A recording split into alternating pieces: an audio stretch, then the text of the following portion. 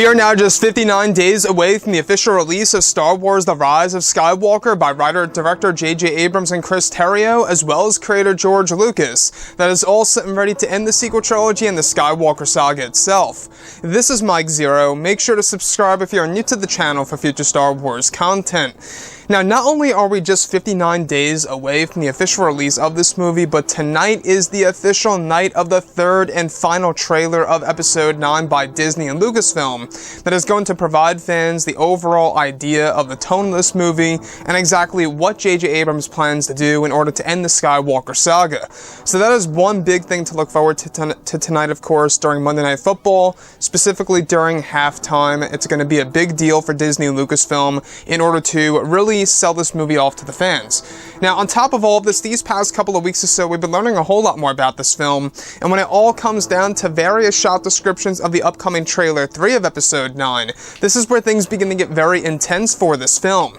Now, specifically, what's really intriguing about all of this is that shot descriptions consisting of a sequence where it's explained that a rear shot of Palpatine is said to be raising his arms in the sky, where he appears to be levitating both the Skywalker and Kylo Ren's lightsaber, in each hand where a series of Star Destroyers are said to be seen above entering the atmosphere of the world of Exegol. It's explained that in the background there are various lightning storms that occur in front of Palpatine's new Sith Empire, where it's described that as Palpatine is levitating the saber hilts, that a blurred view of both Kylo and Rey can be seen to the corner on the ground. However, the bodies and faces are very obscured and difficult to make out. The scenery is said to also give a glimpse into another throne that belongs to Palpatine outside of his hidden base, and that Palpatine's second throne is said to be based outside of his hideout on Exegol. The next describes a sequence in which both Kylo Ren and Palpatine are said to be standing next to each other looking out to a strange world on board of a large Star Destroyer, where Sidious is demonstrating the power of his new superweapons called the Annihilators. Now, these Annihilators are said to be shooting down on the unknown world that is described to be based in the unknown regions, where the sequence is said to show the entire surface of the planet getting lifted up into space. Next explains a sequence in which Rey is said to be doing some barrel rolls inside of Luke Skywalker's X-Wing that she grabbed from the world of Octu and shooting down some TIE fighters, as she appears to be making her way to the world of Exegol to confront Palpatine during the third act of the film. In back of Rey are two ships, one of which being a B-Wing providing backup, where one of which is said to hold both Poe and Finn, while the other is said to be Wedge Antilles in a brand new ship design. So let's go over a couple of parts about this and as to why this is not only perfect, but this is also combining nostalgia and giving the fans something new to the franchise that we haven't seen. The one piece I want to go over here that I think is going to be quite a key shot in the upcoming trailer is where Palpatine is said to be holding both the Skywalker saber and, of course, Kylo's saber, however, not ignited, but just levitating the hilts as he's demonstrating his Force Storm technique in front of both Rey and Kylo Ren down on the ground, outside of his hidden base.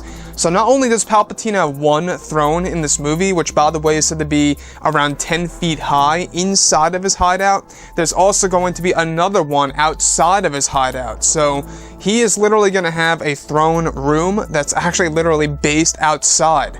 And that to me sounds very dark and sinister, because while they're actually on the throne room, there's actual Star Destroyers seen in the sky with the lightning storms occurring by Palpatine. Now, this new ability that Palpatine is able to initiate, called a Force Storm, is actually something that comes directly from the Beyond. In case you guys are just tuning in, let's fill you in on the Beyond a little bit here. Now, the Beyond is basically a very powerful Force Nexus. In fact, it's said to be the most powerful Force Nexus there is in the entire galaxy in the Star Wars universe. Basically, what it is it's a concentration of the Force. A great example is, of course, the cave on Dagobah, for a great example, in Empire Strikes Back. That's a Force Nexus.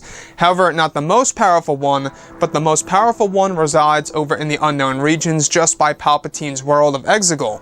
Now, the other thing that I think a lot of fans are really going to love and enjoy here is, of course, the return of a specific character that we have known for years upon years. Wedge himself is coming back into The Rise of Skywalker. So, Wedge is going to get some action in this movie in a new starfighter design. We're not quite sure if it's going to be like an upgraded Y-Wing or an upgraded X-Wing. We're still not quite sure about that, but nonetheless, it's said to be a brand new starship that he is actually piloting in order to back up Rey alongside both Poe and Finn while they are in their own personal B-Wing design. And in fact, if you guys look at the previous teaser, you will see a B-Wing or two in the background, so B-Wings are back in The Rise of Skywalker as well as A-Wings, which were reintroduced in The Last Jedi. Though it was very brief, we are getting them full on now in Episode 9. So with that being said, guys, drop a comment below. Let me know what you think about all of this in the comments, and if you guys did enjoy the content for today, do make sure to drop a thumbs up on this video to support the channel. I thank you all so very much for the kind support, and I'll catch you guys next time.